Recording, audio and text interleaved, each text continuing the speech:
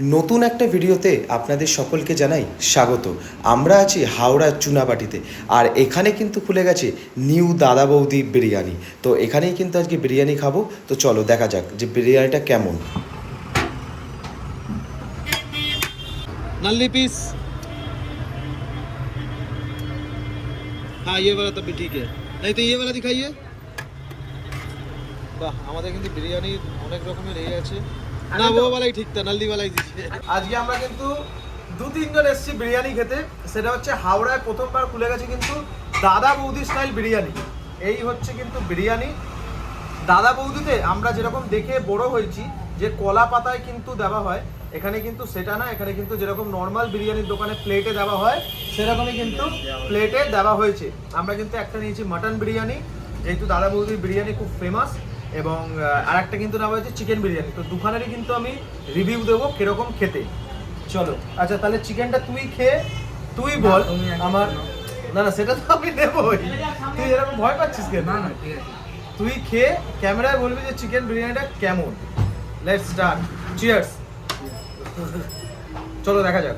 আচ্ছা, এখানে কিন্তু সবচেয়ে বড় কথা হচ্ছে কিশমিশ আছে, ঠিক আছে, কিন্তু আর একটা বিরিয়ানি আমাদের এখানে কে রেখেছে? এটা আমাদের ক্যামেরাম্যানের না।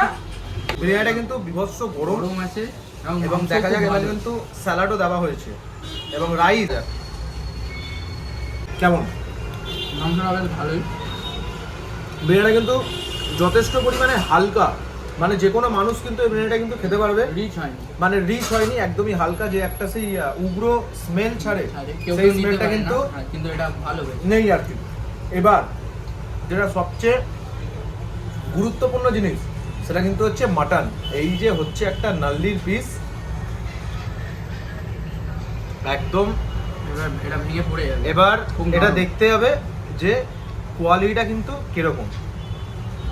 কিন্তু কোয়ালিটিটা একটু ডাউন, একটু শক্ত, এই মানে একটু কিন্তু মাটনটা খেতে গেলে একটু কসরত করতে হবে। চলো এবার খেয়ে দেখা যাক। হুট করে দেখতে পাই না যে বিরিয়ানির মধ্যে কিশমিশ দেয়।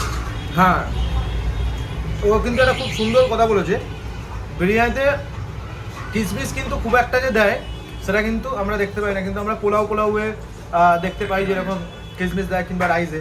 এবং এর যে মাটনটা কিন্তু ভালো সেদ্ধ হয়েছে। এবং এই হচ্ছে আলুর পিস, একটা বড় আলু আছে। আলুটা দিয়ে একটু খেয়ে দেখা যাক। আমাদের চিকেনেরও পিসটা কিন্তু বেশ ভালোই, চিকেনের পিস বেশ ভালোই দিয়েছে। একটু টেস্ট করে দেখো তুমি। অবশ্যই, আমাকে টেস্ট করতে বলেছে, তার উপর আবার বিরিয়ানি, তাকে ছাড়া যায়? আচ্ছা, এটা কিন্তু একটা উইংসের পিস, বিভৎস পরিমাণের গরম। চিকেনটা কিন্তু বেশি সফট, মাটনের তুলনায় চিকেনটা কিন্তু বেশি সফট। এবং একটা যে জুস হয় চিকেনের, ওটা কিন্তু একদম পুরো ভরেছে চিকেনের ভেতর। এবং এই যে আলুটাও কিন্তু ভেতরটা যে একদম সেই সেদ্ধ আলুর মতন সেটা কিন্তু নয়। আলুর ভেতরেও কিন্তু একটা চিকেন এবং পুরো বিরিয়ানির যে একটা যে স্মেল আছে সেটা কিন্তু ভরে আছে। এই বিরিয়ানিটার সাথে একটা চাটনি দিয়েছে, যেটা বলে কুমড়োর না কিসের, ঠিক জানি না। এটাকে আলু বোকরা বলে। হ্যাঁ, আলু বোকরা বলে। হ্যাঁ। জানতাম না, এটা সচরাচর দেখা যায় না। হ্যাঁ। ঠিক আছে, তো আজকে এটা পেয়েছি। আপনারা যদি এরকম বিরিয়ানি খেতে যান তো তাড়াতাড়ি চলে আসুন এখানে। হাওড়ার কোথায়? এর জবাব আমার কাছে নেই। জায়গাটা আমি একটু গুলিয়ে হাওড়া চুনাবাটি নিউ দাদা বৌদি। হ্যাঁ, কারণ আমি ওলে এতে র্যাপিডো করে এসেছি তো, বললে কিন্তু হ্যাঁ। র্যাপিডোলা ঠিক পালিয়েছে আমাকে বাইকটা আচ্ছা। ছেড়ে দিয়ে। হ্যাঁ, তো আপনারা দেখতে পাচ্ছেন আমাকে শুধু উইংস দিয়েছে, ঠিক আছে, উইংস উইংস। এবং আরেকজন আমাদের সাথে যারা আছে তাকেও উইংসই দিয়েছে। কিন্তু কারণ হচ্ছে কেন? কারণ হচ্ছে যে এই মুরগিটাকে আনার কথা ছিল, চেস্ট দেওয়ার কথা ছিল, তো এখন জিম করছে, আচ্ছা, তার চেস্টে ব্যথা। ও আসলে চেস্ট চেয়েছিল, চেস্ট দেয়নি, দেয়নি। উইংস দিয়েছে, কারণ মুরগিটা এখন জিম করছে। চেস্টে। ভিডিওটা যদি ভালো লেগে থাকে অতি অবশ্যই কিন্তু চ্যানেলটিকে লাইক, শেয়ার এবং সাবস্ক্রাইব করতে ভুলবেন না, এবং পাশে থাকা বেল আইকনটি হিট করতে ভুলবেন না। তো চলো দেখা হচ্ছে নতুন কোনো জায়গায় নতুন কোনো খাবার সন্ধানে।